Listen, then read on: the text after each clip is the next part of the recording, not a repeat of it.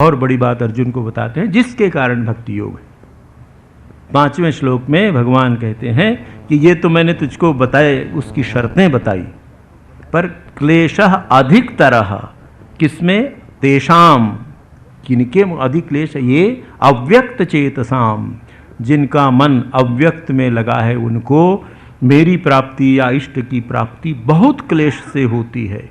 अव्यक्त में गति दुख से होती है। क्यों दुख से होती है? देहवद्भिः, जो देहधारी हैं, जिनको देह का अभिमान है, उनके द्वारा अव्यक्त की साधना बहुत कठिन है। क्यों कठिन है? देह व्यक्त है, मन व्यक्त है, बुद्धि व्यक्त है। तो जो व्यक्त है उसकी और उससे उपासना कैसे होगी? हम इसी देह मन और बुद्धि से तो उपासना करेंगे कि मैं वही नित्य मुक्त शुद्ध बुद्ध चैतन्य आत्मा हूं। ये उपासना करते ही अव्यक्त उपासना का साधक च्युत हो गया। मैं का अस्तित्व आते ही तो व्यक्त हो गए तुम, तो उससे बचना चाहिए, भगवान कहते हैं। अब ये कठिनाई तो भगवान ने बता दी, किंतु अर्जुन भी आपकी हमारी तरह निराश हुआ होगा कि अरे बाप रे, तो बड़ी कठिन बात है, क्या करें। तत्काल 6वें श्लोक में भगवान ने एकदम अभय निश्चितम ब्रूहि में कहा था। अर्जुन ने तुरंत कहते हैं, ये तो सर्वाणि कर्माणि मयि सन्न्यस्य मत्पराः अनन्येनैव योगेन माम ध्यायन्तः उपासते। फिर उपासना की बात भगवान ने कही, पर उन्होंने बड़ी कृपा की और कृपा करके कहा, तेषामहं समुद्धरता मृत्यु संसार सागरात् भवामि न चिरात् पार्थ मय्यावेशित चेतसाम मय्येव मनाधत्स्व मयि बुद्धिं निवेशय निवशिष्यसि मय्येव अतः ऊर्ध्वं न संशय। अब इन 3 श्लोकों में 6, 7 और 8 में भगवान ने फलश्रुति दी, आश्वासन दिया। इस पर थोड़ा विचार करके देखें। भगवान कहते हैं सर्वाणि कर्माणि मयि सन्न्यस्य मत्पराः। कल थोड़ी सी चर्चा इसके विषय में आपके सामने रखी गई थी। ध्यायन्तः उपासते, ध्यान करते हुए जो मेरी उपासना करते हैं। कैसे लोग? कौन? पहली शर्त है मत्पराः, जो मेरे परायण हैं, मेरे परायण होकर उपासना कर रहे हैं, ध्यान करते हुए, ध्यायन्तः, ध्यान करते हुए उपासना कर रहे हैं। और किस प्रकार? अनन्येन एव योगेन, अनन्य योग के द्वारा मेरी उपासना कर रहे हैं। और सर्वाणि कर्माणि मयि सन्न्यस्य, तो यहाँ जब अनन्य योग की बात कही गई तो इसमें तात्पर्य अर्थ ये समझना चाहिए कि केवल मार्ग की अनन्यता नहीं, इष्ट के लिए भी अनन्यता कही गई है, साधना पद्धति के लिए, मंत्र के लिए। आध्यात्मिक जीवन में जो कुछ निश्चय करने होते हैं, कल आपसे निवेदन किया था, उनमें जो प्रारंभिक निश्चय हैं, उन प्रारंभिक निश्चयों में एक बहुत बड़ा निश्चय है अनन्यता। कैसी अनन्यता होनी चाहिए? साधक को अपने गुरु पर, अपने इष्ट पर, अपने मंत्र पर और अपनी साधना पद्धति पर अटूट निष्ठा होनी चाहिए, अनन्य निष्ठा होनी चाहिए। अनन्य, अन्य जहां हो वो अन्य, अनन्य जहां दूसरा ना हो। तो यहां एक बहुत बड़ा खतरा रहता है, बहुत बड़ा इसमें दोष आ जाता है कि इस अनन्यता के नाम पर लोग धर्मांध हो जाते हैं। अनन्यता के नाम पर हम दूसरों की निंदा करने लगते हैं। साधक को यहाँ सावधान रहना चाहिए, और सावधानी इस रूप में रखनी चाहिए कि जिस उपाय से मैं बढ़ रहा हूँ, ये उपाय मेरे लिए सर्वश्रेष्ठ है, ये विश्वास उसको दृढ़ होना चाहिए। पर इसका ये अर्थ नहीं है कि दूसरों का उपाय छोटा है, दूसरों का गर्हित है, ऐसी धारणा मन में नहीं आनी चाहिए। उसको अपनी दुर्बलताओं का तो बोध होना चाहिए। मुझ में दुर्बलताएं हैं, मानवीय दुर्बलताएं, काम क्रोध लोभ मोह मद मत्सर सब मुझ में है, मैं इसके योग्य नहीं होऊंगा। किंतु मेरे गुरु में और मेरे इष्ट में परम सामर्थ्य है, सर्वशक्तिमान है, इसलिए मैं उनके बल से बलवान हूं। अपनी दुर्बलताओं के होते हुए भी देहवत भी होकर मैं साधना कर सकता हूं। क्यों? भक्ति योग। आपसे जो कहा कि देहवत भी, हम तो हैं, देहात्म बुद्धि है। श्री रामकृष्ण देव एक बार दक्षिणेश्वर में बैठे थे, भक्तगण आए हैं, चर्चा हो रही, कोई वेदांत की चर्चा कर रहे हैं, कोई योग आदि की चर्चा कर रहे हैं। बहुत से उस समय ऐसे लोग थे जो तथाकथित योगाभ्यास करते थे। तंत्र का भी बहुत आज से 150 साल पहले के कलकत्ते में प्रभाव था, तो उन प्रभाव से भी प्रभावित कुछ लोग थे। तो श्री रामकृष्ण देव सबकी बात सुनते हैं और सुन के कहते हैं, देखो कलयुग में नारदीय भक्ति, तो ये नारदीय भक्ति क्यों? यही इस भक्ति का प्रसंग है। भक्ति का प्रसंग है, इसलिए आपसे निवेदन कर रहा हूं। भक्ति की विशेषता ये है कि भक्ति में अधिकारी होने की कोई शर्त या झंझट नहीं। जैसे ज्ञान योग के भी अधिकारी की आपको बात मैंने बताई, और वेदांत सार अगर पढ़ें तो सपने में नहीं बेहोश हो जाएंगे सुन के कि ऐसा अगर अधिकारी हमको होना हो कि सर्व वेदांतों में पारंग हो, तो सब प्रकार की ऐषणाओं इच्छाओं का त्याग कर चुका हो, यह मूत्र फल भोग विराग, माने इस संसार के और स्वर्ग भी अगर कोई हो तो उसके सभी के भोगों से फल से एकदम विराग हो गया हो, ऐसा व्यक्ति उसका अधिकारी है। ऐसे अगर होते तो फिर तो लोग हमारी पूजा करते, फिर साधना की क्या आवश्यकता थी। हम नहीं हैं, जैसे हैं उस रूप में। भक्ति की ये विशेषता है, भक्ति की ये शर्त है। भक्ति की एक ही शर्त है, और शर्त ये है कि चाहो तुम भगवान को, और कुछ नहीं। तुम जहां हो, जैसे हो, जिस स्थिति में हो, भगवान कहते हैं मैं तुम्हें स्वीकार करूंगा। सभी अवतारों में अजामिल ने भगवान को भी नहीं सोचा, अपने लड़के को पुकारा नारायण नारायण कहते हुए। सारे जन्म उसने पाप किया था, भगवान ने उसका उद्धार कर दिया। केवल पुकारना एक शर्त है। भक्ति पथ इसलिए सहज है कि हम अपनी इस देह से, इसी मन से, इसी बुद्धि से, देह मलिन है, मन मलिन है, बुद्धि कलुषित है, पर भगवान हम जैसे हैं। कीचड़ से सना हुआ बच्चा जब माँ के पास आता है तो माँ उसको गोद में लेकर साफ कर देती है और तब पिता की गोद में देती है, तो भक्ति माता। इसलिए देहवत भी होते हुए हम देहाभिमानी हैं। तो इस देह के साथ भगवान हम तुम्हारी उपासना करना चाहते हैं। तो भगवान कहते हैं अवश्य कर सकते हो। कैसे कर सकते हो? उन्होंने हमें सरल उपाय बताया और ये कहा कि अपने सभी कर्मों को मुझ में अर्पित करो, मेरे परायण हो जाओ और अनन्य योग से ध्यान करते हुए उपासना करो। भक्ति योग का ध्यान और राजयोग और ज्ञान योग का ध्यान एक नहीं।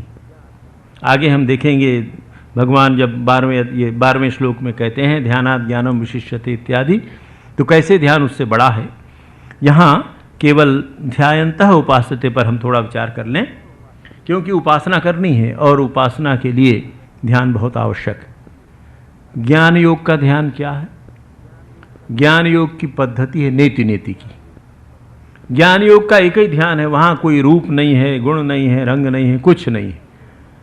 ज्ञान योग के साधक के मन में जो भी विचार आते हैं उसको न इति न इति न इति, मैं शरीर नहीं, मन नहीं, बुद्धि नहीं, अहंकार नहीं, सबको हटाता जाता है।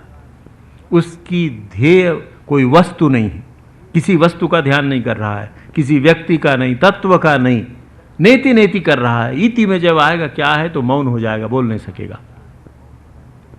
राजयोग की असामान्यता जिसको योग कहते हैं, योगी क्या करता है? योगश्च चित्त वृत्ति निरोधा, अपने सारे चित्त की वृत्तियों को निरुद्ध करना चाहता है, रोकना चाहता है, और उसके द्वारा भीतर जो तत्व होगा आत्म तत्व उसको देखना चाहता है।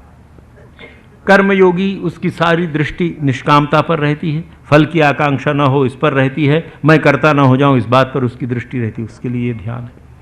तो हम कैसे ध्यायन्तः उपासना करें? हम भक्ति के मार्ग में चलने वाले लोग, भगवान ये कहते हैं, व्याख्याकारों ने बताया है, आचार्यों ने बताया है कि प्रेम पूर्वक भगवान के स्मरण का नाम ध्यान है भक्ति में। ना आसन लगा के बैठने की जरूरत है, ना नाक दबाने का प्रयोजन है। प्रेम से भगवान का, जैसे माँ अपने बच्चे का स्मरण करती रहती है। बच्चा स्कूल गया है, माँ सब काम कर रही पर उसका ध्यान है कि अरे समय हो रहा है, 3 घड़ी की तरफ देख रही है कि अब 3:30 बज गया, बच्चा आएगा, उसके खाने के लिए व्यवस्था करनी ही देनी है। प्रेम से उसका स्मरण करती है। तो प्रेम पूर्वक भगवान का अगर हम स्मरण करते रहें तो उसकी उपासना हो गई। भगवान का ध्यान करेंगे तो मतपरह हो जाएंगे, भगवान के परायण हो जाएंगे। जिसका ध्यान करेंगे उसके परायण हैं। जो धन के परायण हैं, दिन रात धन का ध्यान करता रहता है। पद के परायण पद का ध्यान करते रहते हैं। तो हम यदि भगवत परायण हैं तो भगवान का ध्यान करेंगे, या भगवान का ध्यान करने लगेंगे तो भगवत परायण हो जाएंगे। धन का ध्यान करने पर अगर धन परायण हुआ जा सकता है, पद का ध्यान करने पर पद परायण हुआ जा सकता है, तो भगवान का ध्यान करने पर भगवत परायण क्यों नहीं हुआ जा सकता? अवश्य हुआ जा सकता है। इसलिए मत परह, अच्छा मत परह जब होंगे तो क्या होगा? मत परह होते ही अपने आप सर्वाणि कर्माणि मयि सन्न्यस्य, अपने लिए हो जाएगा? नहीं, हम तो तत्पर हैं, भगवान के पर, भगवान के लिए सब कुछ कर्म अपने आप समर्पित हो जाएंगे। क्यों हो जाएंगे? कि परम श्रेष्ठ उसको हम मानते हैं, और जब परम श्रेष्ठ हम मानते हैं, आज बच्चे का जन्मदिन है, तो जन्मदिन में बहुत तरह के पकवान माँ बना रही है, पिता ने बाजार से आधुनिक ढंग से केक लाया है और सारी व्यवस्थाएं करके रखी। सहेलियां आके पूछती हैं कि भाई क्या कर रही हो? अरे आज मेरे बच्चे का जन्मदिन है, उसके लिए लड्डू बना रही हूं। तो वो 5 किलो का लड्डू क्या बच्चे को खिलाएंगी? बच्चे को तो एक ही लड्डू खिलाएंगी, बाकी सब अतिथि अभ्यागतों को खिलाएंगी। पर किसके लिए कर रही? बच्चे का जन्मदिन है उसके लिए कर रहे हैं। इसका ही नाम है सर्वाणि कर्माणि मयि सन्न्यस्य। भगवान अगर मत पर हो गए, भगवान हमारे परम आराध्य हो गए, भगवत परायण अगर हम हो गए, तो हमारे कर्म अपने आप उधर समर्पित होने लगेंगे। ये ध्यायन्तः उपासते की एक शर्त भगवान ने लगा दी, अनन्य नैव योगेन। अब यहां देखना चाहिए उपासक को, साधक को, कि अन्य और किसी का चिंतन तो नहीं हो रहा है। 50 चीजों के चिंतन के साथ भगवान का भी एक चिंतन है। 24 घंटे में 2 घंटे हम पूजा करते हैं, बिल्कुल दरवाजा बंद, स्वामी जी से मिल नहीं सकते, पूजा कर रहे, बोर्ड लगा के रखते हैं कि हाँ सवेरे 8 से 9 ध्यान कर रहे, कर रहे होंगे 8 से। तो 8 से 9 जब मैं ध्यान करने बैठता हूं तो मुझे इस बात का ध्यान रहता है कि कितने लोगों को आज मालूम हुआ कि 8 से 9 में ध्यान कर रहा हूं। तो ये अनन्यता हुई क्या? ध्यान तो मेरा उस ओर है कि कितनी पब्लिसिटी मेरे हो, ये क्या विश्वामित्र ना किस मित्र में आया है, ऐसे मित्र में प्रकाशित हुआ कि नहीं, तो अनन्यता नहीं रह गई। अनन्यता गोपन में होती है, प्रकट हुआ तो अन्यता हो जाएगी। ज्यों ही मैंने भक्त जी का बोर्ड लगाया कि परम भक्त श्रीमान इत्यादि इत्यादि, और भक्तों के 50 प्रकार के त्रिपुंड लगा लिए, माला पहन लिया, व्यक्त कर दिया कि सबको मालूम होना चाहिए, और पैड में छपा लिया, सब किया, तो लोगों को लगेगा बड़ा, मुझे भी ये धोखा हो सकता है कि वाह वाह मैं तो बड़ा भक्त हूँ, दिन रात भगवान की चर्चा करता हूँ। भगवान कहते हैं कि तू चर्चा तो मेरी करता है पर चाहता नहीं है मुझे, इसलिए जो तू चाहता है वो मिलेगा, चर्चा चाहे मेरी तू करता रहे। भगवान इसमें बिल्कुल निष्पक्ष है कि भाई तू चर्चा मेरी बहुत अच्छी से करता है, पर मैं तो जो व्यक्ति चाहता है वो उसको देता हूँ। तू चर्चा मेरी करता है पर चाहता यह है कि तेरा नाम हो, यश हो, उस भक्ति को अगर भजा लिया जाए, कोई भविष्य बताने की बात हो जाए तो और अच्छा है। मिनिस्टरों की गाड़ियां दरवाजे के सामने खड़ी रहे तो भगवान वो सब दे देते। तो यहां भगवान ने शर्त लगाई है, अनन्येन एव योगेन। योग से तात्पर्य यहाँ ये भक्ति योग या ध्यान का। तो उपासना में क्या करनी चाहिए हमें? उपासना में हमें इस अनन्यता का ध्यान रखना चाहिए कि हमने जो मार्ग चुना है वो मार्ग हमारे लिए एकदम सही है, ठीक हमको ले जाएगा, पर ये अनन्यता रखना कठिन हो जाता है।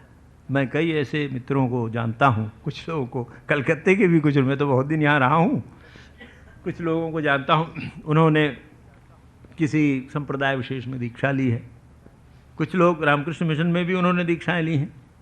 एक सज्जन बड़े अपने को भक्त हैं बेचारे, वैसे अच्छे हैं, विचार करते हैं, उनके घर जाने का प्रयोजन हुआ, किसी प्रयोजन से गया था, बड़े भक्त हैं और ठाकुर जी की फ़ोटो, स्वामी जी की माँ और उपासना आदि सब करते हैं।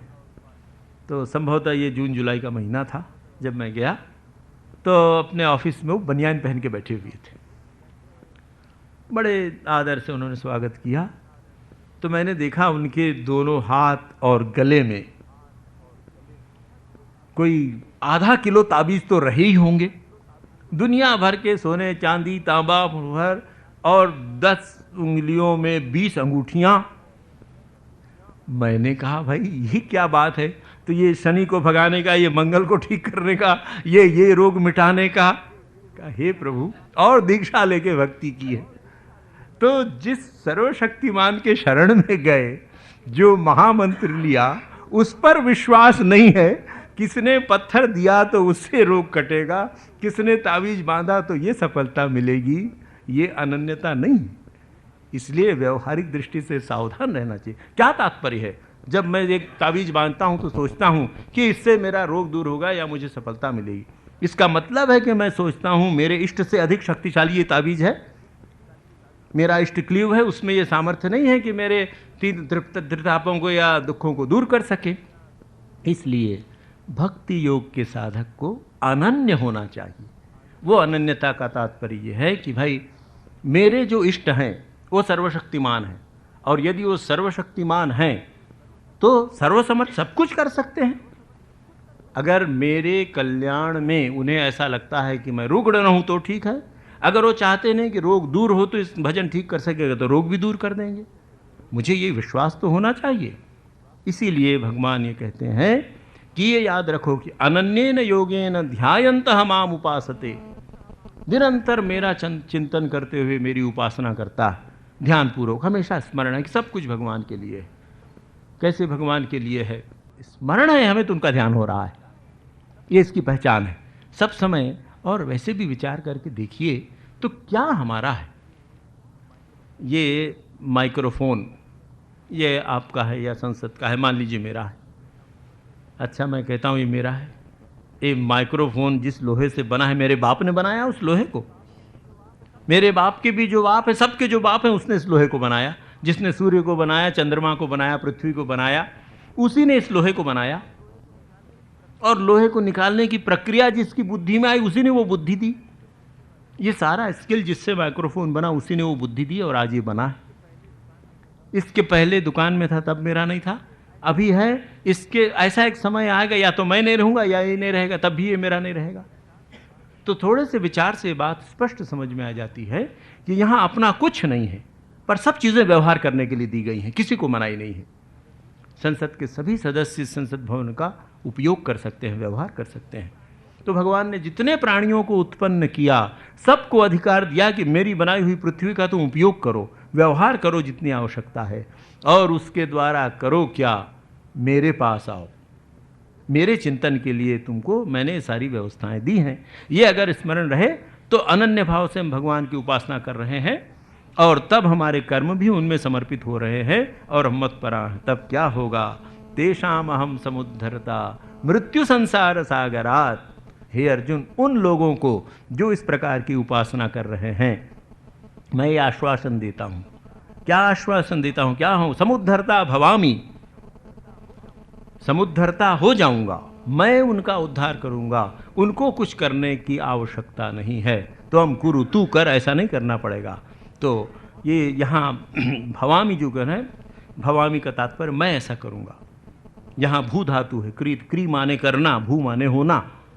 तो ये भू धातु है। भगवान ने सबसे बड़ा आश्वासन हमको दिया है कि तुम मेरी उपासना अगर इस प्रकार करो जैसा मैंने बताया है, तो तुम्हें और कुछ करना नहीं पड़ेगा। मैं तुम्हें आश्वासन देता हूं कि मैं तुम्हारा उद्धार करूंगा। तो ये विश्वास अनन्यता की नींव है कि मैं चाहे जैसा हूं, पर भगवान मेरा उद्धार अवश्य करेंगे। भगवान ने वचन दिया है, और जल्दी ही, न चिरात मयि आवेशित चेतसाम, जिन्होंने चित्त को मुझ में आविष्ट कर दिया है, मुझ में लगा दिया है, उनको तत्काल ही, बहुत जल्दी ही मैं उनका उद्धार कर दूंगा।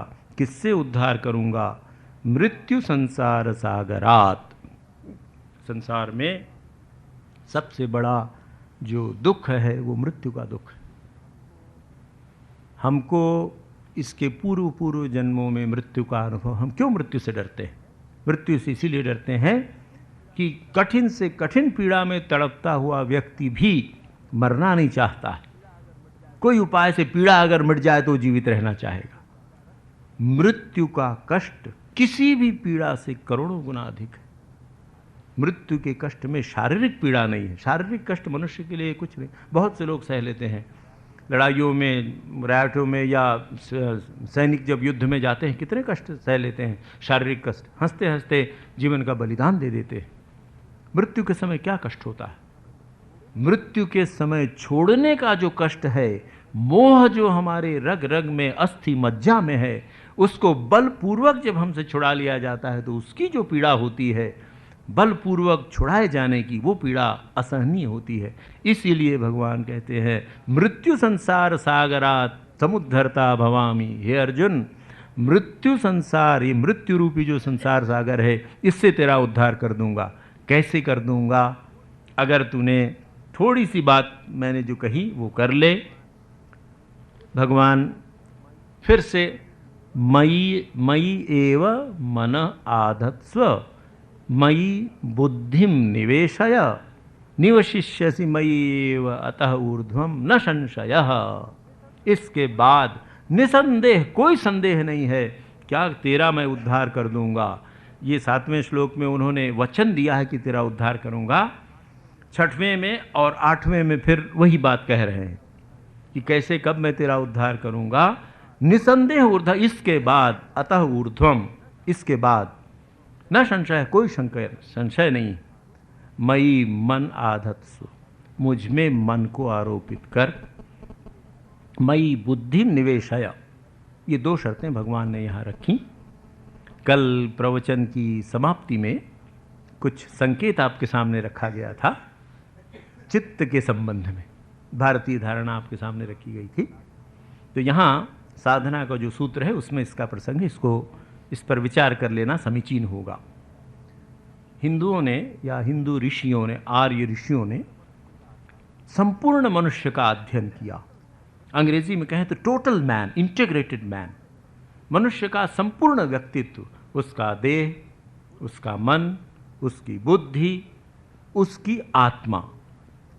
अभी जो अध्ययन चल रहा है, या आधुनिक विद्वानों ने या हिंदू ऋषियों के अतिरिक्त भी जो ऐसे चिंतक या मनीषी हुए, उनमें से अधिकांश लोगों ने बुद्धि तक तो बड़ी तीव्रता से विचार किया। मनुष्य के व्यक्तित्व का जब वर्णन किया तो हाँ, उसमें बुद्धि है, उसमें मन है, उसका शरीर है, और इस पर बड़ा विस्तार से विचार करके उन्होंने व्यक्तित्व की धारणाएं बनाई हैं। पर्सनालिटी पर बहुत काम हो रहा है, हुआ है, आधुनिक मनोविज्ञान में भी हो रहा है।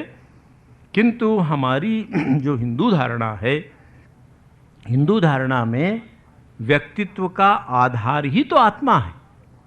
जो आत्म तत्व है या जीवात्मा है भक्ति की दृष्टि से, वो व्यक्तित्व का आधार है। और इस जीवात्मा, ये जीवात्मा जब शरीर धारण करता है तो आत्मेंद्री मनोयुक्तम भोक्तेत्याहुर मनीषिणः, कठोपनिषद में बात आती है। आप सब लोग सत्संगी हैं, सुनते रहते हैं। उसमें बड़ी सुंदर उपमा है रथ और रथी की।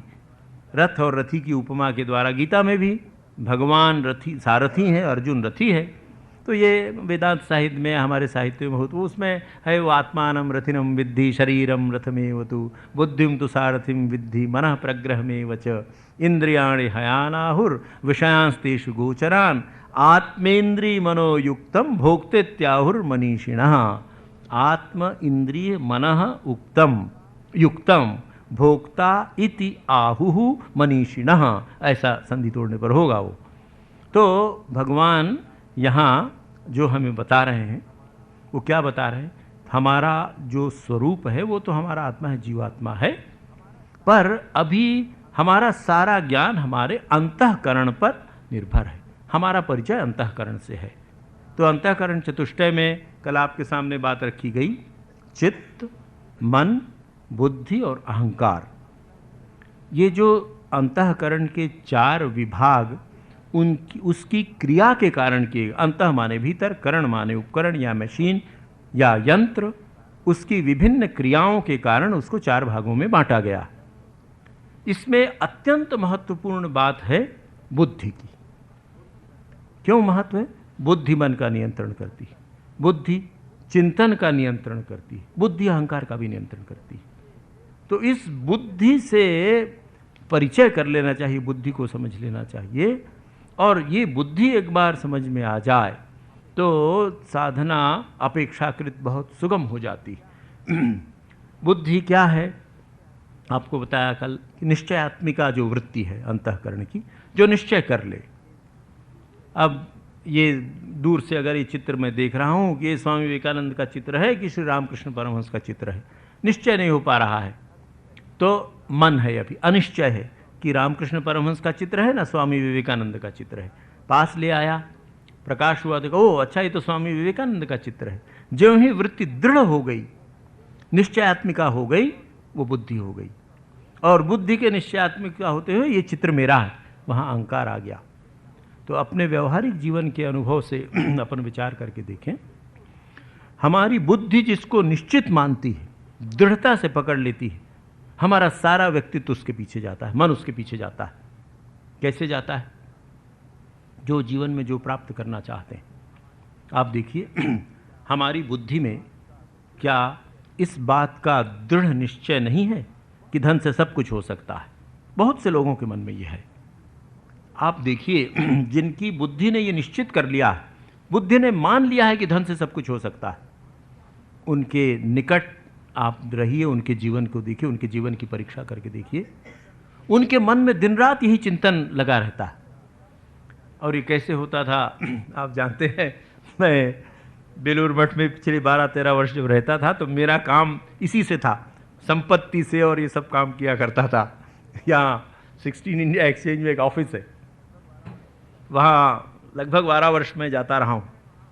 तो बहुत से मित्र हैं वहाँ, व्यवसाय करते हैं, दूसरा काम करते हैं, तो बहुत उनकी समस्याएं हैं। कुछ ऐसी समस्याएं थी जिससे हम जुड़े थे। उनको कोई रसीद चाहिए, उनको कोई परमिट चाहिए कि हाँ यहाँ आके ये किराएदार हैं, टेलीफोन लेना है, कुछ करना है। तो उनसे कहते थे कि भाई ये कठिनाइयाँ, इस प्रकार आप एफिडेविट करके ले आइए, बता के हम ऐसा तो कैसे लिख दें। अरे महाराज आप क्या कहते हैं, आप कागज़ हमको दे दीजिए, क्या करो? अरे पैसे से क्या नहीं होता है महाराज। तो उनका दायरा, सिक्के का जो दायरा था ना 1 इंच का, उसके बाहर कुछ नहीं दिखता था उनको, कि जो कुछ हो उसी से हो जाएगा। क्यों ऐसा होता था? उनकी बुद्धि में ये बिल्कुल निश्चय है, उनको कभी संदेह नहीं है किससे नहीं हो सकता। तो ये व्यवहारिक जीवन में जो होता है, इसको अगर हम आध्यात्मिक जीवन में लगाएं तो आप देखिए कितना परिवर्तन हो जाएगा। भगवान श्री रामकृष्ण देव के एक शिष्य थे स्वामी तुरानंद जी महाराज, अद्वैत वेदांत के अवतार, बिल्कुल जीवन मुक्त पुरुष थे, विवेकानंद जी के गुरु भाई थे। तरुण अवस्था में भगवान श्री रामकृष्ण देव की महासमाधि के बाद जब उनके भक्त विभिन्न स्थानों में तपस्या करते हुए घूम रहे हैं, तुरानंद जी महाराज उत्तर काशी गए थे। उत्तर काशी में तपस्या करते थे, वो गंगा के तट पर बैठकर ध्यान करते थे, फिर वेदांत के ग्रंथ ब्रह्मसूत्र उपनिषद आदि पाठ करते थे, चहलकदमी करते थे। वो युवक थे।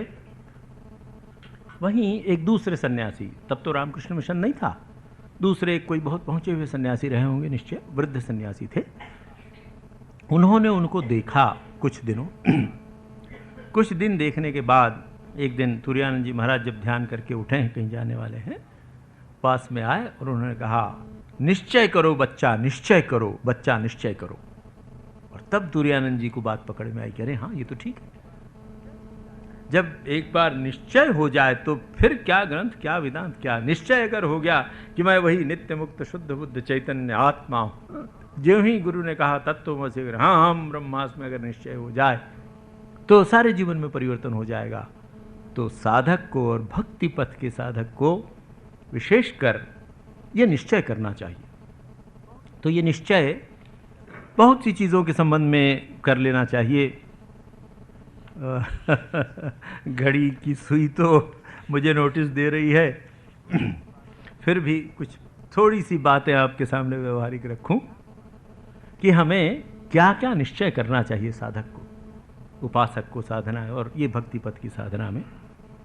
सबसे पहला निश्चय तो उसको इष्ट के संबंध में करना चाहिए। इष्ट के संबंध में दुविधा बहुत बड़ी बात है और बहुत बार दुविधा हो जाती है। अपने इष्ट का चयन अगर हमने स्वयं किया हो तो, और गुरु ने बताया हो तो प्रश्न ही नहीं है। तो अपने इष्ट के संबंध में अत्यंत दृढ़ निश्चय होना चाहिए कि मेरे इष्ट ही परब्रह्म परमात्मा है, ईश्वर है, भगवान, अल्लाह, गॉड, जो भी भगवान की धारणा हो, आपके मन में जो भी उनके संबंध में कल्पना हो, यही मेरे इष्ट, वो सब कुछ है, ये दृढ़ निश्चय होना चाहिए। दूसरा निश्चय यदि गुरु किया हो तो अपने गुरु के विषय में कि मेरे गुरु सर्व वही गुरु ब्रह्मा गुरु विष्णु गुरुदेवो महेश्वरा। दूसरे के गुरु से तुलना करने की आवश्यकता नहीं है। कोई बड़ा नहीं है, कोई छोटा नहीं है। मेरे गुरु सर्वसमर्थ हैं और मेरे गुरु अवश्य मुझको इष्ट के पास ले जाएंगे। ये निश्चय होना चाहिए। इष्ट और गुरु में भेद नहीं रहता। अंत में भगवान श्री राम कृष्णदेव कहते थे, जब भगवान की दर्शन होते हैं तो गुरु दिखा देते हैं कि देख ये तेरे इष्ट हैं, और स्वयं वो इष्ट में विलीन हो जाते हैं। तो इसलिए अपने गुरु के प्रति एकदम दृढ़ निश्चय होना चाहिए कि मेरे गुरु मेरे उद्धार करता है और ब्रह्मज्ञ हैं, सर्वश्रेष्ठ, उन्होंने इष्ट के दर्शन किए हैं। इस प्रकार का एक विश्वास होना चाहिए। इसके बाद मंत्र, गुरु से अगर मंत्र प्राप्त हुआ हो या स्वयं किसी मंत्र का जप कर रहे हों तो मंत्र के प्रति पूर्ण निष्ठा होनी चाहिए। और ये निष्ठा ऐसी होनी चाहिए कि आधिदैविक, आधि भौतिक, आध्यात्मिक जितने प्रकार के भी कष्ट हैं, दुख हैं, विपत्ति हैं, वो सब कुछ इस मंत्र से दूर हो जाएंगे। मेरी परम मुक्ति का मार्ग ये मंत्र है। इससे कोई ऐसा दुख नहीं है जो दूर न हो, कोई ऐसा संकट नहीं है जो दूर न हो सके। यद्यपि उसकी कामना नहीं करनी चाहिए कि इस मंत्र जप से मेरे संकट दूर हो जाएं, पर यदि मन में ऐसी कभी शंका हो, प्रसंग आए, तो ये दृढ़ निश्चय रखना चाहिए कि मेरे मंत्र के द्वारा, उसी प्रकार जो अपनी पूजा पद्धति है, उपासना पद्धति है, उसके विषय में अत्यंत दृढ़ निष्ठा रखनी चाहिए। एक और निष्ठा जो प्रायः नहीं रह पाती है गुरु और इष्ट के प्रति, वो सभी साधकों से, चाहे वो सन्यासी साधक हो, गृही साधक हो, ये होते हैं। हम अपने इष्ट को या गुरु को सर्वशक्तिमान तो मानते हैं, सर्वसमर्थ तो मानते हैं, और जब हमें कठिनाइयाँ होती हैं, आपत्ति होती है या कुछ हम चाहते हैं तो उनके पास जाते हैं, प्रार्थना करते हैं। पर प्रार्थना करते समय भूल कहाँ से होती है साधक से? क्या हम चूक जाते हैं? हम उनको सर्वशक्तिमान तो मानते हैं पर सर्वबुद्धिमान नहीं मानते, क्योंकि लिस्ट हम देते हैं कि भगवान हमारे लिए ऐसा ऐसा कर दो तुम, और ये जानते हैं कि वो सब कुछ कर सकता है। मुझे पद दिला दो, मेरा रोग दूर कर दो, मुझे नौकरी लगवा दो, कन्या का विवाह करा दो, पुत्र को IAS बना दो, अमुक करा दो, विभिन्न प्रकार की सूची प्रस्तुत करते हैं। तो भगवान कहते हैं कि देख बेटा, अगर मुझे सर्वशक्तिमान मानता है तो सर्वबुद्धिमान भी मानना पड़ेगा। तेरी ये बात सुनने को तैयार हूं कि प्रभु तुम्हारी शरण में हूं, त्राहि माम, मेरा उद्धार करो, मेरी रक्षा करो, तो मैं करूंगा जो करूंगा। पर सूची तुम दो और काम मैं करूं, ये नहीं हो सकता है। सूची तुमने बनाई तो तुम ही करो। तो ये निष्ठा, ये निश्चय बिल्कुल रखना चाहिए, कभी नहीं मांगना चाहिए प्रभु। और अगर मन में इच्छा हो तो कहना चाहिए प्रभु मुझे ऐसा लगता है, पर तुम जो उचित समझो वही करो, मैं ये रोक नहीं सकता हूँ। इसलिए तुम्हें बता रहा हूँ कि मुझे कश्मीर में भेज देते तो बहुत अच्छा रहता, हिमालय में अकेले शास्त्र पढ़ता तो बहुत अच्छा रहता। प्रभु मुझे ऐसा लगता है, पर मैं नहीं जानता मेरे लिए क्या अच्छा है क्या बुरा है। तुम्हें जो अच्छा लगे वो करो और उसको फिर स्वीकार कर लेना चाहिए। तो इस प्रकार इष्ट के प्रति या अपने गुरु के प्रति निष्ठा रखनी चाहिए। इस निष्ठा के बाद एक बहुत बड़ी निष्ठा जो हमारे जीवन का आश्रय है, भक्त को रखनी चाहिए कि मेरा पतन या विनाश कभी नहीं होगा। ये दृढ़ निश्चय रखिए। भगवान रामकृष्ण देव बार बार कहते थे। एक बार उनको एक किताब दी गई, वैसे ईसाई धर्म की किताब दी गई, तो उन्होंने भक्तों से कहा अच्छा पढ़ के सुनाओ तो रे, इसमें क्या है? तो ओरिजिनल सिन, मैं पापी हूँ, मेरा पाप उद्धार, रखो क्या इसमें पाप का आपकी बात की? जे शाला 100 बार पापी पापी बोले से पापी ही हो जाए, जो शाला 1 बार 100 बार पापी पापी कहता वो पापी हो जाता। रखो इसको। कभी ऐसा नहीं सोच मैं पापी हो सकता हूं, पर मेरे इष्ट तो पाप मोचक हैं। मेरा पाप मोचन उसी क्षण हो गया जिस समय मैंने उनको स्वीकार किया। जिस समय मेरे गुरु ने मुझे स्वीकार किया तत्काल मैं पापों से मुक्त हो गया। अगर नहीं हुआ तो मेरे गुरुकरण का कोई महत्व नहीं है, मेरे मन में कोई श्रद्धा नहीं है। इसलिए ये श्रद्धा रखनी चाहिए कि अवश्य मेरा उद्धार होगा, चाहे जितना मैं पतित हूं। मैं दुर्बल हो सकता हूं पर मेरे गुरु समर्थ हैं, मैं दुर्बल हो सकता हूं पर मेरे इष्ट समर्थ हैं, मैं दोषों से युक्त हूं पर मेरे इष्ट दोषों से मुक्त हैं और इसलिए दोष मुक्त करने में समर्थ हैं। इस प्रकार की निष्ठा, ये निश्चय, इसका ही मतलब है मयि बुद्धिम निवेशय। बुद्धि को निविष्ट करने का क्या मान है? मनम आधस्व, मनः आधस्व, मन को तो लगा मुझ में, मुझ पर आरोप कर, निवेश करना, बिल्कुल लगा देना, प्रविष्ट हो जाना, उसमें घुस जाना, द्रष्टुम प्रविष्टुम च, हमने देखा। तो मई बुद्धि निवेशय का तात्पर्य ये है कि यत्न पूर्वक प्रयत्न करके बुद्धि को मुझ में लगा दे कि हाँ प्रभु, और ये अगर हम कर सके तो क्या होगा, तेषाम हम समुद्धरता मृत्यु संसार सागरात, मृत्यु संसार से मैं तेरा उद्धार कर दूंगा। अब कल ये प्रयास करेंगे कि भगवान ने जो विकल्प बताए हैं 3, वो विकल्प क्या क्या हैं, कि अगर हम मन न लगा सकें तो क्या करें, हमारे लिए कोई उपाय नहीं है। भगवान कहते अरे नहीं, ऐसा नहीं है। अथ चित्तम समाधातुम न शक्नोषि मयि स्थिरम अभ्यास योगेन ततो मामिक्षाप्तुम धनंजय। तो अब अगर चित्त नहीं लगा सकता तो अभ्यास के द्वारा कर। भगवान अभ्यास करें कहाँ से, तुमने तो पहली शर्त लगा दी, अभ्यास है न तो वैराग्येण च गृह्यते, ये कठिनाई, तब क्या करें।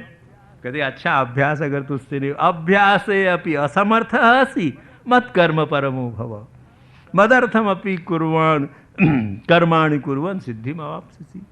मेरे लिए कर्म करता हुआ भी तू सिद्धि को प्राप्त हो जाता है, हो सकता है। अच्छा भगवान, अगर हम ये भी ना कर सकें, तुम्हारे लिए कर्म कर न सकें, तो भगवान कहते अच्छा तो भी तुझे उपाय बताता हूँ। अथैतदपि अशक्तो असि कर्तुम मद्योगम आश्रितः सर्वकर्म फलत्यागम ततः कुरु यतात्मवान। सब कर्मों का मेरे लिए त्याग मत नहीं कर सकता तो कर्मों के फल का त्याग कर दे,